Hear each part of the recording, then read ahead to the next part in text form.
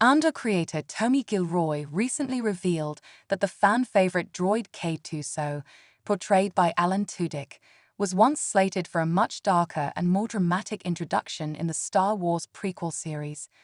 In a scrapped concept for Andor Season 1, the reprogrammed Imperial security droid was going to be the centerpiece of an episode styled like a psychological horror movie, a stark tonal departure from the rest of the show's political and espionage-driven narrative.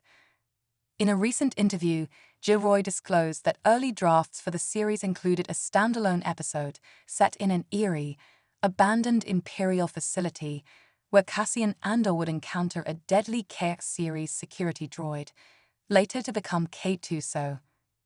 It was essentially a horror story, Gilroy explained. We were going to treat K-2SO's reprogramming as a terrifying ordeal, with Cassian fighting for his life against a killing machine before finally breaking through to its core programming.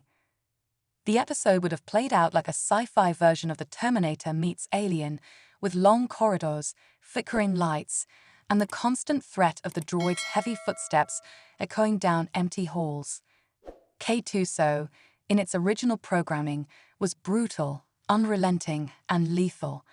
The horror elements were meant to underline just how risky and traumatic it was to reprogram an Imperial droid, a task Cassian undertakes on his own in this version of the story. Gilroy emphasized that the idea wasn't scrapped because it lacked quality, but because it didn't quite fit the structure and pacing of the larger season. It was a great concept, he said, but ultimately it pulled us too far away from the core narrative. The episode was incredibly intense and isolated, and while it added depth to the Cassian/K-2SO dynamic, it disrupted the momentum we were building. While K-2SO remains absent from Andor Season 1, Gilroy and the team have confirmed the character will return in Season 2, aligning with the events that lead directly into Rogue One, a Star Wars story. We love K-2SO. He's coming.